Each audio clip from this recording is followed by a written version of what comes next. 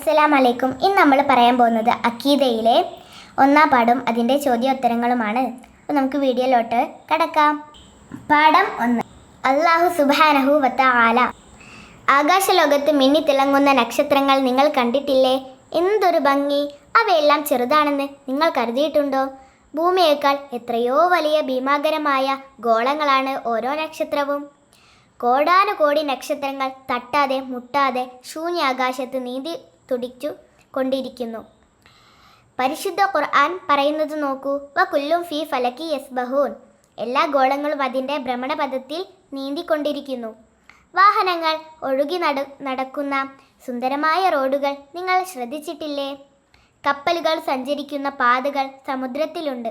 വിമാനങ്ങൾ സഞ്ചരിക്കാൻ വ്യോമയാന മാർഗങ്ങളും മനുഷ്യൻ നിർമ്മിച്ചിരിക്കുന്നു. ആധുനിക ഉപകരണങ്ങളുടെ പിൻബലത്തോടെ നിരന്തരം നിരീക്ഷണം നടത്തിയിട്ടും കപ്പലുകൾ കൂട്ടിമുട്ടുന്നു, വിമാനങ്ങൾ അപ്രത്യക്ഷമാകുന്നു, റോഡ് അപകടങ്ങൾ നിത്യസംഭവങ്ങളാകുന്നു. സർവശക്തനായ അല്ലാഹു തആല നിശ്ചയിച്ച സഞ്ചാരപാതയിലൂടെ നീന്തി തുടക്കുന്ന കോടാനുകോടി നക്ഷത്രങ്ങൾ മാത്രം ഒരപകടത്തിലും പെടുന്നില്ല. എന്തുകൊണ്ട്?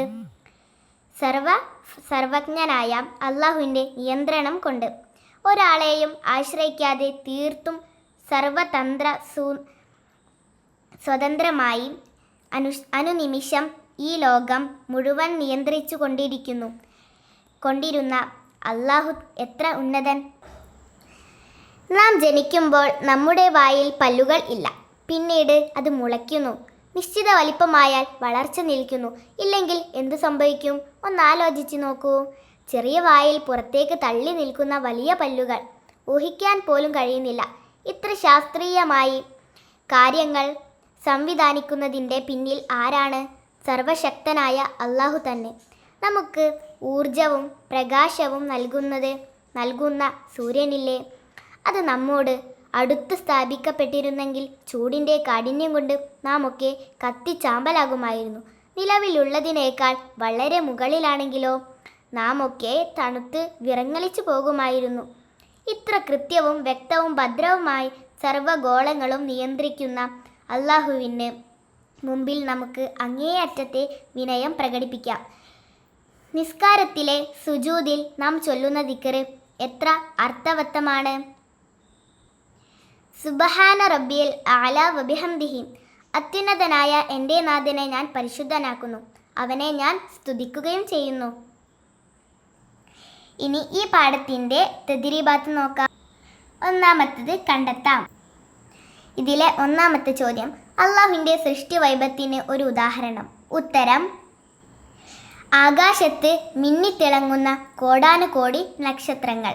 രണ്ടാമത്തെ ചോദ്യം, ഗോളങ്ങൾ അതിൻ്റെ ഭ്രമണപഥത്തിൽ സഞ്ചരിക്കുന്നു എന്ന് സൂചിപ്പിക്കുന്ന ഖുർആൻ സൂക്തം. ഉത്തരം: വകുല്ലും ഫീ ഫലക്കി യസ്ബഹൂൻ. മൂന്നാമത്തെ ചോദ്യം, ആ സൂക്തത്തിൻ്റെ നമ്പർ, അദ്ധ്യായത്തിൻ്റെ പേര്. ആ സൂക്തത്തിൻ്റെ നമ്പർ എന്ന ചോദ്യത്തിനുള്ള ഉത്തരം 40. അടുത്തത് അദ്ധ്യായത്തിൻ്റെ പേര് എന്ന ചോദ്യത്തിൻ്റെ ഉത്തരം യാസീൻ.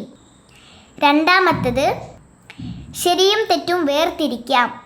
ഒന്നാമത്തെ ചോദ്യം, ഒരേ വെള്ളവും വളവും നൽകപ്പെടുന്ന ചെടികളിൽ വ്യത്യസ്ത വർണ്ണങ്ങളിലുള്ള പൂക്കൾ വിടരുന്നു. ഇത് അല്ലാഹുവിൻ്റെ കഴിവിലേക്ക് വിരൽ ചൂണ്ടുന്നു. ഇത് ശരിയാണോ തെറ്റാണോ? ഉത്തരം ശരി. രണ്ടാമത്തെ ചോദ്യം, മനുഷ്യരായ നാം ഓക്സിജൻ ശ്വസിക്കുകയും കാർബൺ ഡൈ ഓക്സൈഡ് പുറത്തേക്ക് വിടുകയും ചെയ്യുമ്പോൾ വൃക്ഷങ്ങൾ കാർബൺ ഡൈ ഓക്സൈഡ് ശ്വസിക്കുകയും ഓക്സിജൻ പുറത്തേക്ക് വിടുകയും ചെയ്യുന്നു. അല്ലാഹുവിൻ്റെ മികച്ച ആസൂത്രണങ്ങളിൽ ഒന്നാണിത്. ഇത് ശരിയാണ്.